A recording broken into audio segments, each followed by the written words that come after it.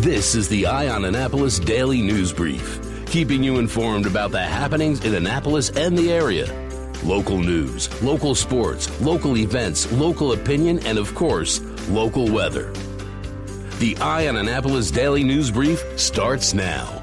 Good morning. It's Wednesday, July 15th, 2020. This is John Frenaye, and this is your Eye on Annapolis Daily News Brief. A Glen Burnie woman who was a passenger in a car was killed very early yesterday morning in a Linthicum single-vehicle crash that sent two others to local hospitals in serious condition. It happened at about 3:30 a.m. yesterday morning at the intersection of Old Elkridge Landing Road and Furnace Road. The Anne Arundel County Police were called for the single-vehicle crash, and when they arrived, they found a 2017 Mustang had traveled east on Old Elkridge Landing Road, couldn't negotiate a curb, and crashed into the woods. All three were trapped for a period of time. The two males, both 21 years old from Glen Burnie, were transported to shock trauma with serious injuries, and the female passenger, who was identified as 19-year-old Rachel Bonet Tompkins of Glen Burnie, was pronounced dead at the scene. Preliminarily, police say that speed and alcohol both appear to be factors in the crash. Alcohol results are pending toxicology tests. I guess the big news yesterday was that the Maryland State Education Association, which represents about 70,000 teachers across the state, combined with the Baltimore Teachers Union and combined with the Maryland PTA, are taking a stance on fall school. And they have issued a joint call to Governor Larry Hogan and State School Superintendent Karen Salmon to go virtual for the fall semester. It was about a 16-minute press conference. We do have the recording on eyeonannapolis.net. You can go check it out and listen to the whole thing. They had representatives from the MSEA, Baltimore Teachers Union, as well as the Maryland PTA speak. But in the statement, they said, if we open our schools too quickly and without adequate safety precautions, the result will be that some educators, students, and their family members will contract the coronavirus. Some will recover, some will face debilitating health consequences or health care bills that they cannot pay, and some will die. These are the stubborn facts, and they are costs and consequences that we must refuse to accept. A perfect solution does not exist. A safe one does. Again, you can head on over to eyeonannapolis.net. Take a listen to it. It is about 16 minutes long. Schools across the state are turning around and coming up with their plans. They do need to be approved by the state, and we really don't know whether the state is going to open up schools for the fall or not yet. That decision comes from Dr. Salmon's office. In Anne Arundel County, we are waiting until the end of July before we get an answer out of our Board of Education as to what they want to do. And in another response to the coronavirus, Governor Larry Hogan put local municipal and health leaders on notice that they need to step up enforcement of the public health requirements that are outlined in the state's executive orders. In the letter, he said, you have the responsibility to enforce these laws. Violators should be warned, fined, have actions taken regarding their licenses, or closed if necessary. Local health departments, local liquor boards, and inspectors and local law enforcement agencies must all work together to ensure public health is protected. This is in response to the numbers that are creeping up here in Maryland, both the hospitalizations as well as the deaths and the number of new cases. And in a media call yesterday, Dr. Kalanaraman had echoed that from Governor Hogan, and he hinted that Anne Arundel County may be preparing to take a step backwards if the trend continues.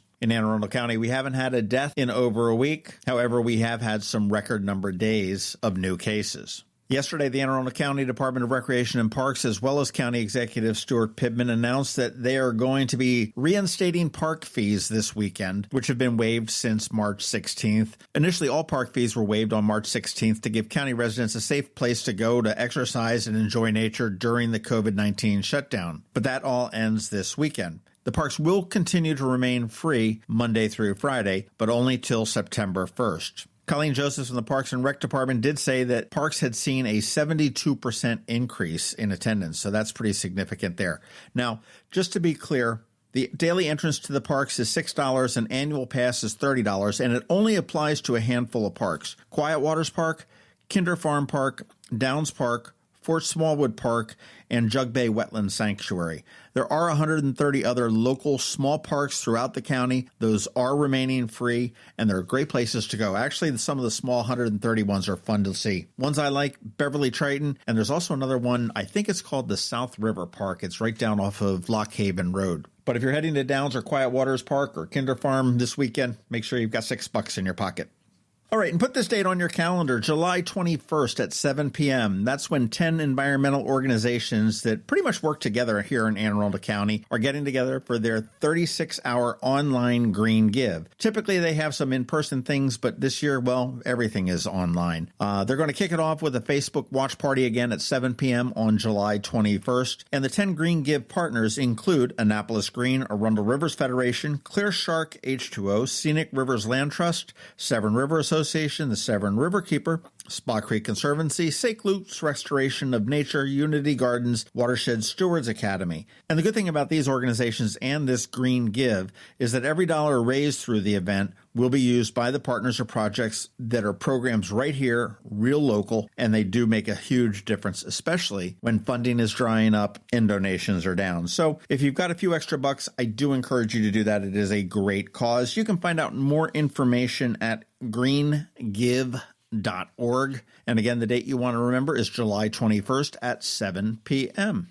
And as we wrap it up, I've got a couple quick reminders for you. Starting today, every Starbucks across America is requiring face coverings in all of their stores. So if you're going into a Starbucks, make sure you bring your mask there. And if you haven't done it already, you want to make sure that you mail your tax returns today. And also, today is the last day to get on the Maryland Health Exchange. If you are lacking any kind of medical insurance, you want to get on there and see what you can get through the Maryland Health Exchange. That all closes, along with the taxes, at midnight tonight.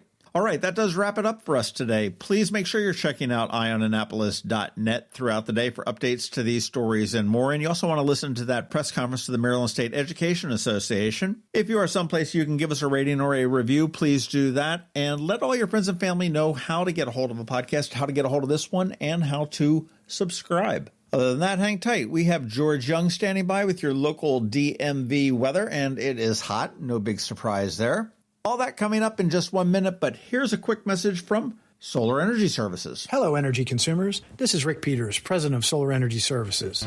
Have you been looking for ways to save money recently? Maybe you should consider solar energy for your home. Or are you waiting for the technology to get cheaper? If so, how long are you going to wait? Today's solar costs less than 20% of what it cost 10 years ago. But while solar prices have declined every year, so have the financial incentives. Bottom line, if you wait for cheaper solar, you're also waiting for lower incentives. Take my home, for example. My solar system was installed in 2010, and it's been paid off for almost 5 years, and I no longer have to buy any electricity for another 15 to 20 years. If I waited for cheaper solar, I'd still be paying an electric bill.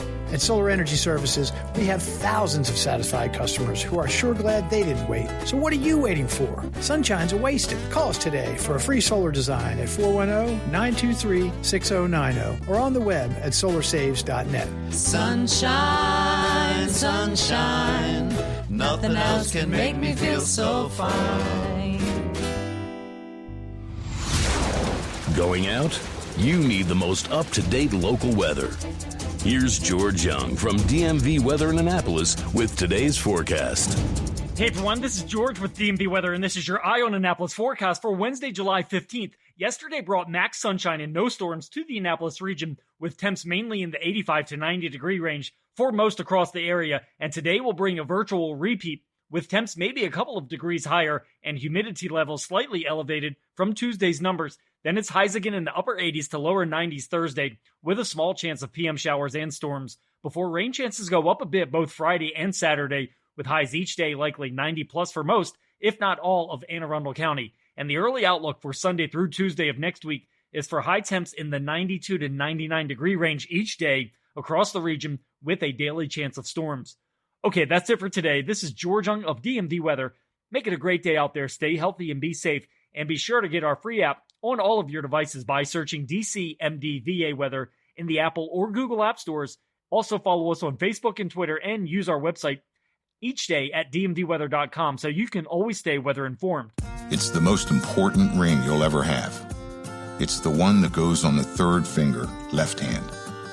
It's the engagement ring we design and create for a couple in love. It may not be the biggest diamond you'll ever own, or the most expensive. It might actually be quite modest. But there will never be a more important one. Look at what it's saying, and we'll say, forever. This is one of the delights that comes with doing what we do.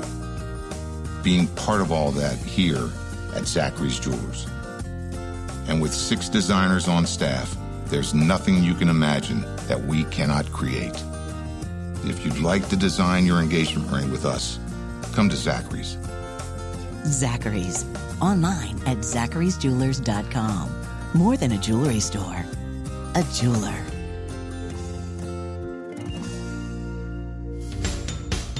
You've been listening to the Eye on Annapolis Daily News Brief. Tell your friends and colleagues this is the podcast where you can keep up on the latest with what's going on in Annapolis. And also tell them about our website, eyeonannapolis.net, where you can find even more information. This podcast comes to you every Monday through Friday at 7 a.m., keeping you informed with the Eye on Annapolis Daily News Brief. And take a moment to listen to our other podcast, The Maryland Crabs, released every Thursday at noon.